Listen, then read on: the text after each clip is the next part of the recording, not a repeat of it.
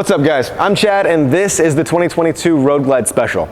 Coming up, we're going to do a ride and review. We're going to talk about a brief overview of the Road Glide Special and all of its features. We're going to talk about a little bit of the history of the Road Glide Special all the way from when it was called a Tour Glide. And then I'm going to talk about things that I like and I don't like. So stay tuned, all that's coming up. So the difference between 2021 and 2022 is there isn't really a difference. I think the dipstick's made of a different material, that's about it. You still get the option of black or chrome on the engine. You still get the stretch bags, the upgraded audio, the painted inner fairing, the new center console, the chopped engine guards. It's all exactly the same from 2021 to 2022. You've got different color options, that's about it. So I think let's talk more about what makes the Road Glide a Road Glide. So the only thing that separates the Road Glide from any other model in the lineup is this fairing. This fairing was designed with thousands of hours of wind tunnel testing for rider and passenger comfort in mind. Supposedly, it creates a big bubble of air around you and the passenger to reduce fatigue for longer hauls. It also reduces wind noise so you can hear your speakers a little bit better. There's a lot of benefits to it. I personally don't see a huge difference between the Street Glide and the Road Glide. I think the most different thing you would find between the two models is distance between yourself and the cockpit. You get a little bit more space in the cockpit. Taller guys like the Road Glide over the Street Glide, and I totally understand that. I get that. That makes sense. But as far as crosswinds, handling gust and high miles per hour, touring for long periods of time, I don't think there's a big difference. I can tour just fine on a Street Glide versus a Road Glide. Just my opinion. I know a lot of guys are going to be out there butthurt. Leave something down in the comments if you're mad about that. So, it's hard to explain. It's all opinionated from bike to bike. I like more of a sporty feel. The Street Glide is not a bad bike. The Street Glide's a great motorcycle. I just think that the Road Glide does feel a little bit sportier. People have a hard time getting over the fairing on the Road Glide. Like apparently it screws with their head about the bars turning, but the bike not. But at high speeds, you really don't notice the Street Glide fairing turning either.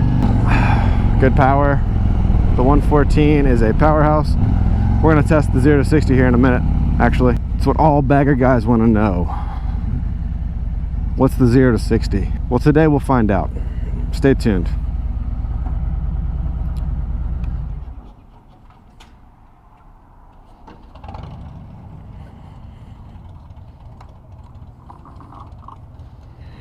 I'm gonna keep you guys rolling while I fill up. All right, remove the nozzle. Premium only, guys. Remember, premium only. Some bubs rolling off, some brothers. Guy in a Fat Boy with bags and a fairing, sick. He should have bought a Street Glide. I don't have to screw with a latch putting gas on, so much easier.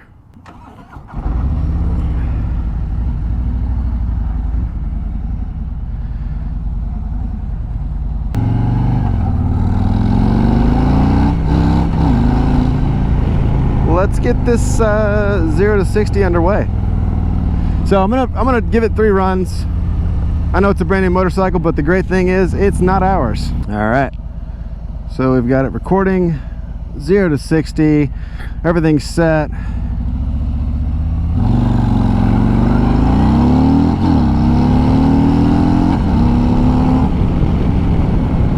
We hit, what was that? 4.42 0 to 60 on a Road Glide. That's not terrible.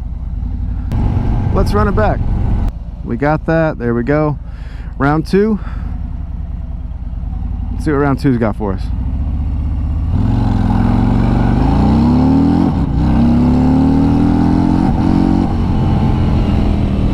.66.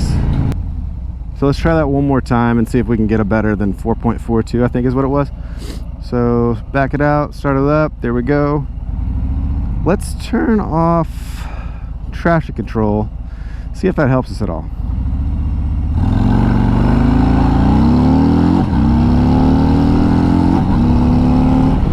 Okay, 4.43, so pretty consistently 4.4 seconds, 4.4 to 4.5 seconds. I'm not going to do this too many times because we're on a public street. The speed limit is 65 on this street. Harley went to a cable clutch back to a cable clutch in 2021. Some people were stoked about it. Some people were excited about it. Some people weren't very happy about it. I personally don't mind the cable clutch. I don't mind the cable clutch. I like the ability to adjust my clutch. I like my clutch to let out way up top versus way down low. A lot of people want their clutch to let out like right there, and I don't like that. But if you had hydraulic, you didn't have the option to adjust it. You were just kind of stuck. We're doing 40 miles an hour right now. I'm not getting a whole lot of wind. It is kind of coming up around the sides and up onto my chest, but not a huge deal. That doesn't really bother me too much. I'm more concerned with my face. Wind buffeting is really annoying. If you guys have ever ridden a bike without a windshield or a fairing, you're gonna know exactly what I'm talking about. You get that little bobble on the top of your head. Really annoying.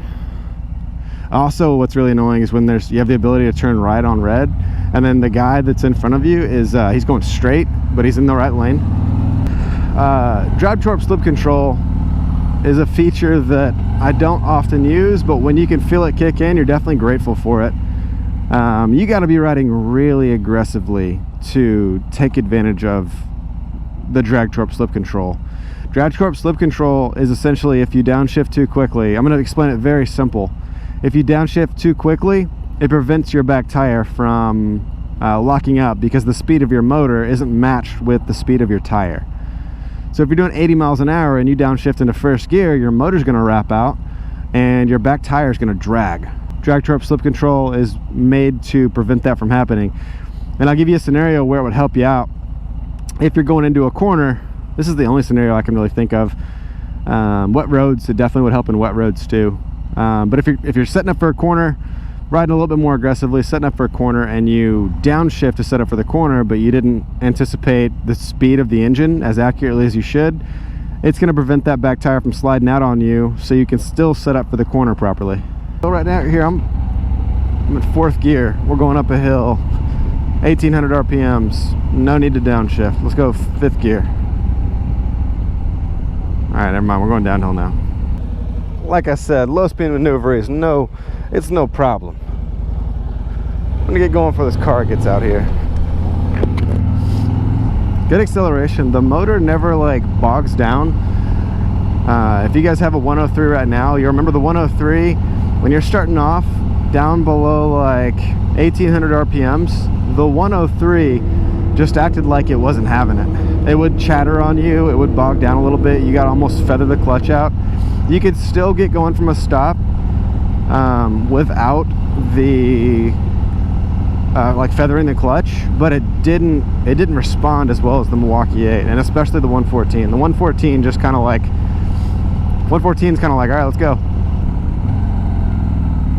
My favorite way to disengage cruise control is to roll the throttle forward, because the other ways of turning off your cruise control are hit the clutch or you can hit the brakes.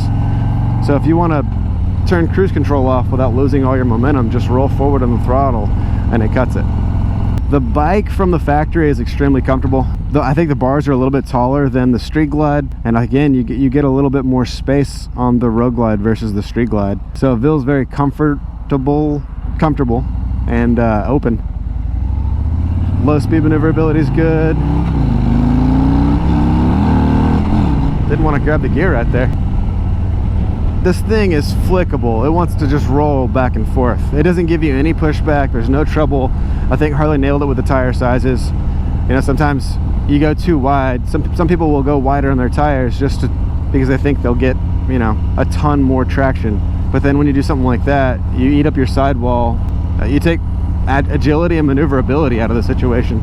So it's really not a good thing. I like the 180 rear tire. As long as you got a good sticky tire back there, it hooks up just fine. I'm cruising with this bike. I'm seated like straight up and down. My legs are in the right spot. I'm 5'11", so taller guys, if you need a little bit more leg room, you can do a tall boy seat. You can do a forward control kit. There's a lot of things you can do to make this thing comfortable. But I think from the factory, anybody that, you know, between like 5'10" to 6'2" would be comfortable.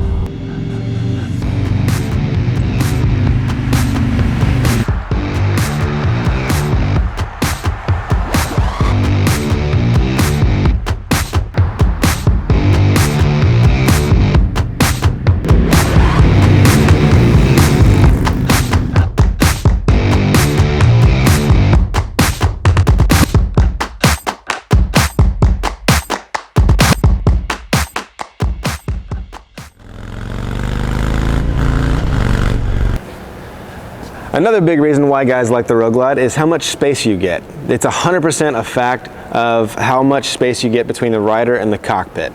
This is mounted further back than the Street Glide is, so bigger guys feel like they have more space. The only downside to it is you have to lean further forward to touch your screen. Not a problem if you're riding, because these joysticks right here, these are your one-touch controls. You can control everything from the GTS with those controls, so it's not a big deal. You're not gonna be leaning forward touching the screen anyways. So if you're a big guy, 5'11", 6 foot and up, you're gonna find the Road Glide a little bit more comfortable for that reason. So we've had a year to find out exactly what our customers think about this new center console, and the verdict is they like it. It looks good, it's clean, it's efficient. You don't have to pop a tab open and then unscrew the cap, and then maybe the tab doesn't want to pop open because it hasn't been greased. This, you got the offset gas cap, unscrew it, pop it off, you're good to go, and it looks way better. Again, good job Harley on that. That's an upgrade that I didn't even think of, but I'm glad you guys did it. Shout out to Harley for stretch bags. This has been one of the biggest selling points for people with pre-2018 models that wanted to come in and upgrade their bikes. The stretch bags give this whole rear end a custom look. You also get a little bit more storage. Highly recommend any bike with the stretch bags.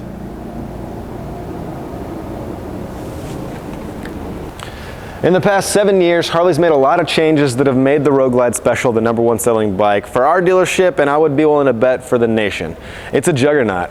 It's the whole package. It's a good looking bike, it handles well, and it's comfortable for long hauls. So that about wraps this video up.